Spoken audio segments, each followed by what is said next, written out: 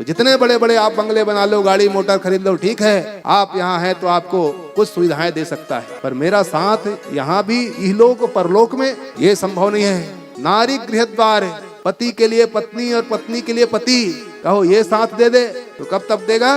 यहाँ तक के आपका शरीर छूट करके चिता भूमि तक जाता है। उससे आगे बताओ आपका कोई साथी आज तक गया हो तो, जिससे आप बहुत ज्यादा प्रेम करते हैं, अरे इसके बिना मैं रह नहीं सकता, इसको मैं छोड़ नहीं सकता, एक दिन उनके बिना बिताना मुश्किल होता है, ऐसे कहने वाले आप देख लो, उनका अगर साथी छूटा है तो वो रह रहे हैं कि चले गए साथ में। तो आपको कहना पड़ेगा कि 2-4 दिन दुख हुआ, महीने भर हुआ, साल भर हुआ, उसके बाद वार्षिक श्राद्ध के बाद धीरे धीरे व्यक्ति भूल गए और फिर कभी कभी याद कर लेता है। तो आपका परिवारजन साथ दे तो वो भी संभव नहीं है। कहाँ तक साथ देगा?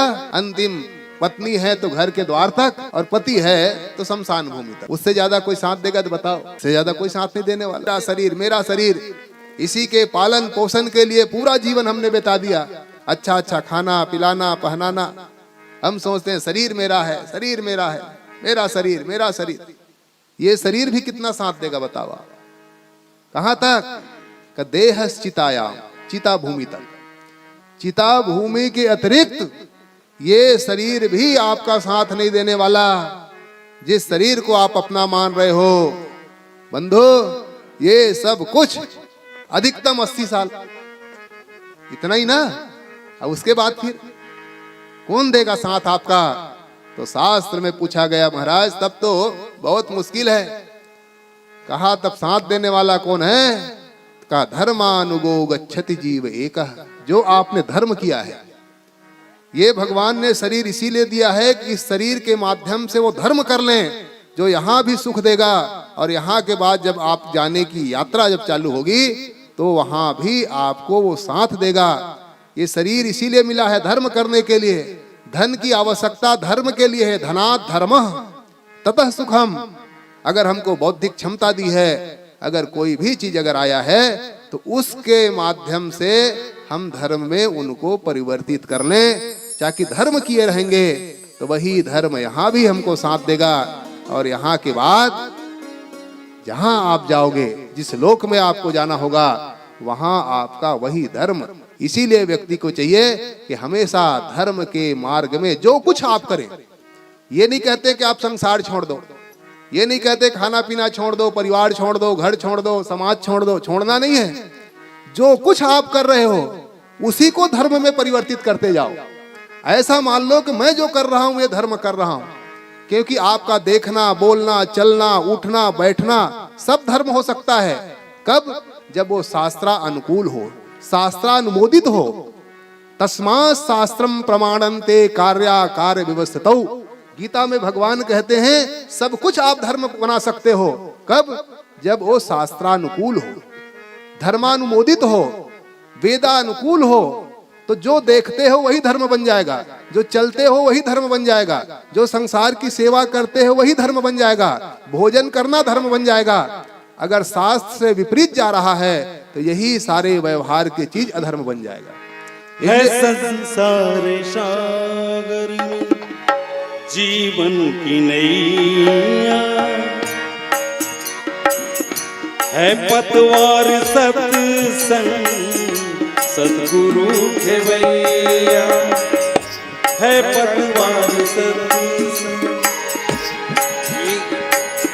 है संसार सागर जीवन की नैया, है पतवार सत्संग सद्गुरु खेवैया। माया के चक्कर, माया के चक्कर में फंस करके हमने जीवन की नैया मझधार कर दी, जीवन की नैया मझधार कर दी।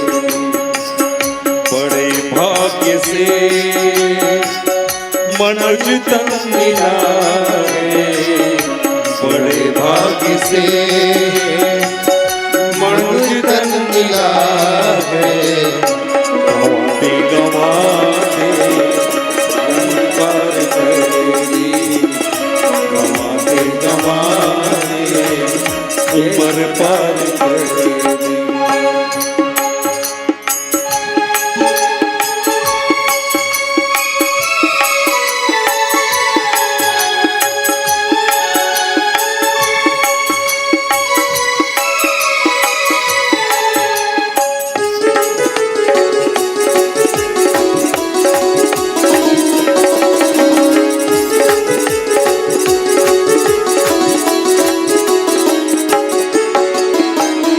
अभी चेत जाओ जो भी मिला है, अरे काल मुख से न कोई बचा। अभी चेत जाओ जो भी मिला है, अरे काल मुख से कोई ना बचा है। अरे सोच ले जरा, जरा सोच ले, ले जाएंगे नहीं जिंदगी हमने बेकार करेगी, जिंदगी हमने बेकार करेगी। बड़े भाग्य से मनुज जन मिला है, बड़े भाग्य से मनुज तन मिला है। गंवाते गंवाते बेकार करेगी, गंवाते गंवाते बेकार। बंधु, बहुत भाग्य से मनुष्य शरीर उसी धर्म के लिए मिला है। ये संसार के केवल उपभोग के लिए नहीं मिला है। वो धर्म क्या है? उसी धर्म को जानने के लिए धर्म शास्त्र है, जिसका नाम गीता है। यही गीता धर्म शास्त्र है, क्योंकि इस गीता का आरंभ होता है ध से। हमको क्या करना चाहिए, क्या नहीं करना चाहिए, क्या धर्म बन सकता है और क्या अधर्म हो सकता है, हम अपने व्यवहारिक जीवन को ही कैसे धर्म बना दें, इसका संपूर्ण ज्ञान गीता के माध्यम से भगवान ने अर्जुन को प्रदान किया है। उसी का नाम गीता है, जिसका आज प्रवचन है।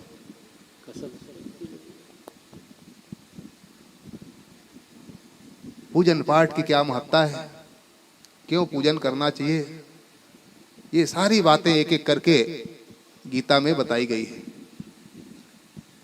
ये गीता शास्त्र ऐसा है बंधु कि जितने मल हैं, विकार हैं, मनोमल हैं, काम क्रोध मद लोभ रूपी, ये सब को एक एक करके धुलाई कर देता है। जो जल है वो तो बाहर के शरीर का प्रक्षालन करता है, तो बाहर तो हम शरीर को धो लेते हैं, पर अंदर के मैल वो कैसे धुलेगा? तो उस अंदर के मल को धोने के लिए ये गीता रूपी गंगोदक है। इसीलिए इसके महात्म्य में कहा गया है कि मल निर्मोचलम पुंसाम जल स्नानम दिने दिने सकृत कृताम भसी स्नानम संसार मल नाशनम। बाहर के जितने मल है उसको तो आप धो सकते हो, दिखाई देगा, परंतु जो अंदर में कामादि जो मल है उनको आप कैसे करोगे? तो इसीलिए कहा गया गीता गंगोदकम पित्वा, ये साक्षात गंगोदक है। जैसे गंगा जल सारे पाप ताप का संताप करने वाला है, वो भगवान के चरणोदक से निकला है, चरण से, परंतु ये गीता भगवान के मुखार बिंद से निकला हुआ है। ये अंदर प्रवेश करके सब मलों का सफाया कर देता है। प्रेम भगति जल बिनु रघुराई, प्रेम भगति जल बिनु रघुराई, अभ्यंतर मल कबहू न जाई, अभ्यंतर मल अब हो न जाए।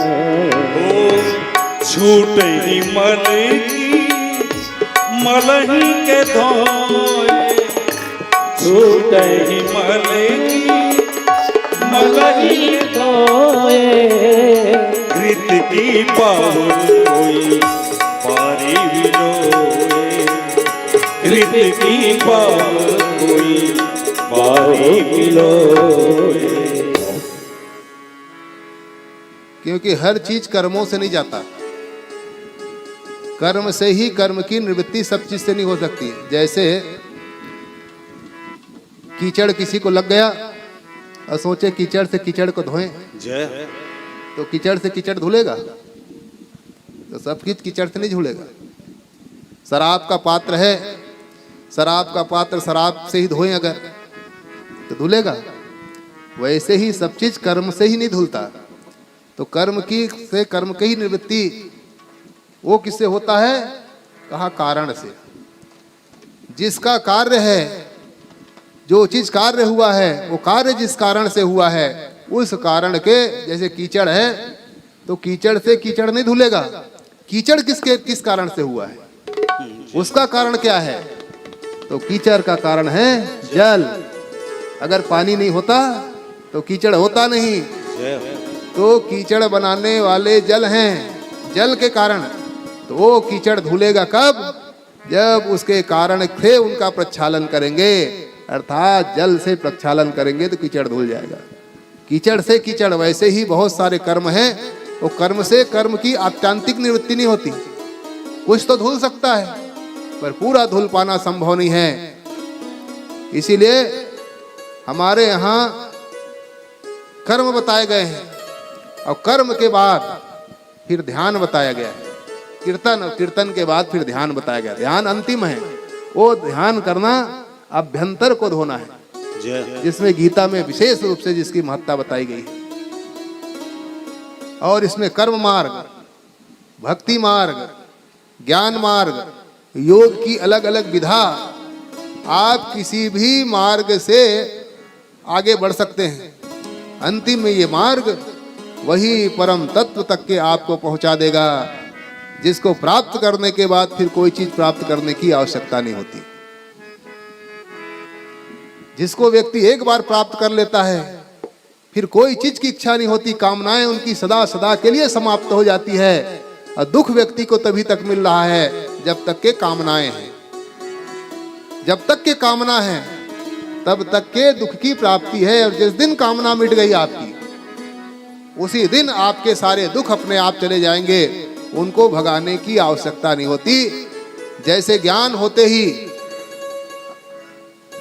अज्ञान मिट जाता है, जैसे प्रकाश होते ही अंधेरा मिट जाता है। अंधेरा को किसी ने भगाया आज तक के?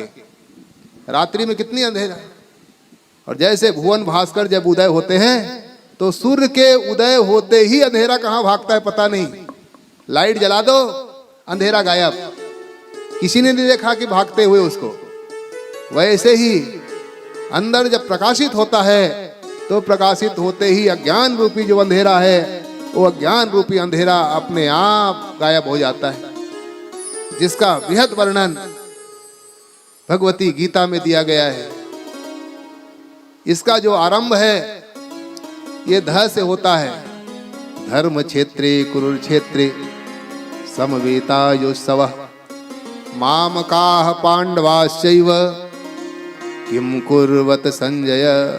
यहाँ से आरंभ होता है, अर्थात ध से प्रारंभ है इनका। और इनकी विश्रांति कहाँ है? यत्र योगेश्वरः कृष्णो यत्र पा। जैसे ये खेत में हम अनाज बोते हैं, ये अनाज वाला खेत है, अन्न क्षेत्र कहते हैं इसको। इस क्षेत्र का नाम है अन्न क्षेत्र। और जहां धर्म होता है उसका नाम है धर्म क्षेत्र। क्षेत्र मतलब खेत। तो गीता में भगवान ने कहा कि ये क्षेत्र कौन है? तो 13वें अध्याय में एक पूरा अध्याय इसी के लिए है। कहा वो क्षेत्र कौन है? तो उस क्षेत्र का नाम ही ये शरीर है। इदम शरीरम कौन्तेय क्षेत्रम इति विधीयते। गीता में भगवान नीचे नीचे नीचे चढ़ाते जाओगे ना। इस शरीर का नाम ही क्षेत्र है।